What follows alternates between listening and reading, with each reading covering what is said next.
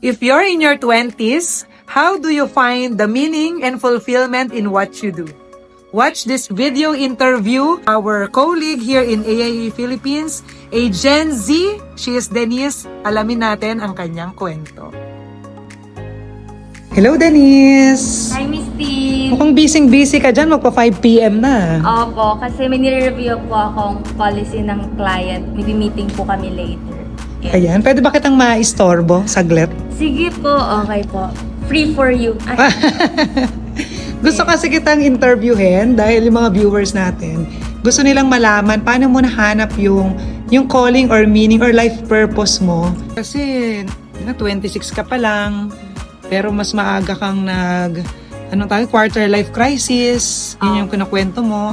Ano bang pinagdaanan mo at nahanap mo agad? Okay po. So, parang ang bigat po agad ng mga word na yun, and I can relate po sa mga ka-age ko na yun talaga usually yung tinatanong. Lalo na po after graduate, what's next for me? Naging question ko rin siya sa sarili ko nung graduate po ako 5 years ago. So, that was during the pandemic. Kami po yung kauna-unahang graduate ng online lang, ganyan. So, that time po, ang alam ko lang na mangyayari after graduate is dapat maghanap ng trabaho. So, ayun po yung ginawa ko. Naganap ako ng trabaho na aligned sa tinapos ko, which was industrial engineering. And then, 2 years po na nag-work din ako sa corporate. Pero, na-realize ko po agad na this is not something na parang nakikita ko sarili ko na forever kong gagawin. So, during that time po, nag-try po akong mag-explore ng mga curiosity ko, yung about personal development, about personal finance. So, inaral ko po yung mga yon, and then, dun po nag-open yung ibang opportunities din for me, like natutunan ko po about freelancing, yung mga online jobs, and then eventually nga rin po, naging client muna ako, and then naging financial advisor din po ako. So, ayun yung naging journey for me po na malaman ko kung ano yung career na ngayon po nandito po ako sa AIA, career na gusto ko na mag-grow pa ako and magamit pa ako. So, based dun sa sharing mo, Denise, since maaga kang nag-start mag-explore ng different opportunities, mga bagay na gusto mong gawin, tapos nakwento mo rin behind the scene yung mga fourth opportunities yung pinagsasabay-sabay mo nung bata ka. Kaya tuloy mas maaga mong nahanap kung, ay, ito yung first opportunity, parang hindi ito yung bagay for me. Itong second, parang hindi rin ito. Until such time na try ka ng try, madaling mong malaman kung ano yung gusto mo, nag-fail ka, tapos tumayo ulit. Yun ba yung masasabi mo na ginawa mong effective? Kaya... Opo, talaga. Nagkaroon lang ako ng idea. Kasi po, nung nag-aral ako, hindi ko naman po pinangarap magiging financial advisor ako. Parang wala naman yatang taong gano'n. Ako din. Di ba po? Pareho po tayong industrial engineer. Hindi ko naman pinangarap. Pero dahil, yun nga po, sabi ko, hindi ko alam yung gusto ko. Pero alam ko yung ayaw ko. Ganun yung unang naging clear sa akin. Ayoko nang nakatali lang ako ng for 8 hours gagawin ko isang bagay na sinabi sa akin gawin ko, ganyan. Ayoko nang nakadepende sa trabaho ko kung anong schedule ko. May time po kasi midday shift ako. So, 2 p.m. to 12 midnight nagtatrabaho po ako. Tapos sobrang patay ng schedule na yun. Parang ganun po. I felt limited talaga. Pero sabi ko, baka naman may other ways na yun, mas fulfilling lang dito. Mas feel ko lang na buhay ako and masaya ako. And ayun po, yun tinake advantage ko na, sige, aral ako ng ganyan. May ganito palang opportunity. Sige, try ko. Ay, kaya ko rin pala to. Sige, try ko. So, for the, within that 5 years, 2020 until 2025, dun po ako, maraming tinry na until sa, this is not for me. Okay, I tried this. This is not for me. Okay, this is, okay, ito something na parang gusto ko pa tong gusto ko pang galingan dito. Parang nakakatulong ako sa iba, natutulungan ko rin yung sarili ko. Tapos masaya din ako. So it took some time, pero yung collective experiences na yon led me to this decision na eto na, may one thing na ako. Naging clear na siya for me. So yun po. Paano mo nasabing nahanap mo na yung calling mo? Ito na yung one thing na for me. Yun din po, realization ko rin po talaga, kahit anong trabaho or gawain, parang calling din siya at some point. Kasi kahit naman pong nasang industry or gawain, mahirap eh. Parang you just have to choose your hard. Parang ganun yung realization mo. Kasi mahirap pag walang trabaho. Mahirap din pag may trabaho. Mahirap pag ganito. Mahirap din. Pero pipiliin lang natin kung ano yung hirap na willing tayo to bear and carry. And for me po, kaya dumating ako sa point na after 5 years, di ba po, marami kong ginagawa. Bakit naging clear sa akin na ito? Yung naging mga criteria ko lang. Una is,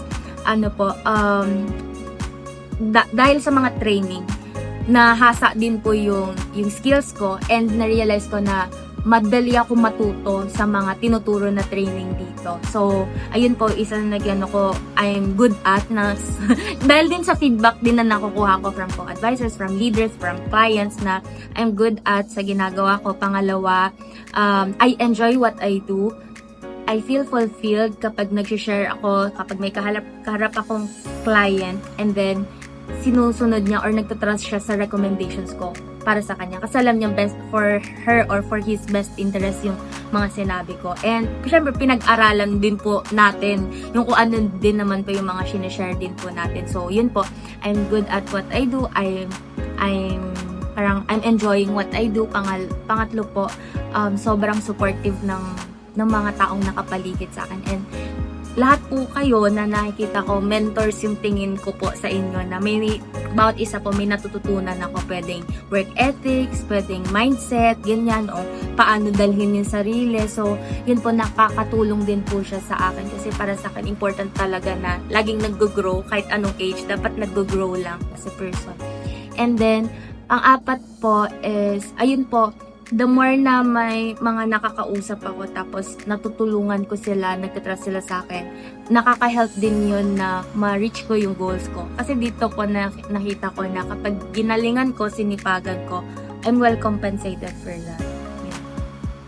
Nagustuhan ko yung sharing mo na choose your hard, no? Yung lahat talaga sa umpisa, hindi talaga madali. Pipiliin mo lang kung alin dun yung willing kang gawin, even if mahirap.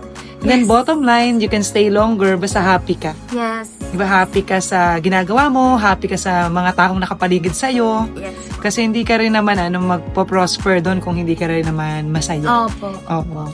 So in the past months ba? 2 months na ba? Yun. 2 months. Narinig ko na nag-full time ka na. So, ano bang turning point ng buhay mo at naisipan mo? Mag-full time na nga ako dito sa AAA? So, ayun nga po, di ba, for the past 5 years, ang rami ko pong kung ano-anong ginagawa. And nakatulong naman po siya for me to gain more clarity. And then, eto po, pinag-pray ko din po talaga siya ng ilang linggo, ilang buwan, ganyan na kung tatalon na ba ako. Kasi allergic talaga ako sa word na full-time, lalo dito. Kasi, di ba po, pag nag-full-time ka na, commitment talaga yan. It's either you bring results or wala. Pero it's all up to you. Parang takot lang ako dun na mag-all in ako tapos wala palang mangyayari. Takot ako mapahiya, mga ganyan, tapos mali pala decision ko. Pero, ayun po, parang pinrump na rin sa akin na kailangan ko mag-move forward in life na kasi alam ko for the past 2 years na nandito ko, hindi ko pa nabibigay yung best ko. Like, paunti-unti lang, yan. Paunti-unti, tapos may resulta. Tapos sabi ko sa isip ko, paano pa kaya kung nag-all-in ako? Kung ibigay ko talaga yung full attention and galing ko dito.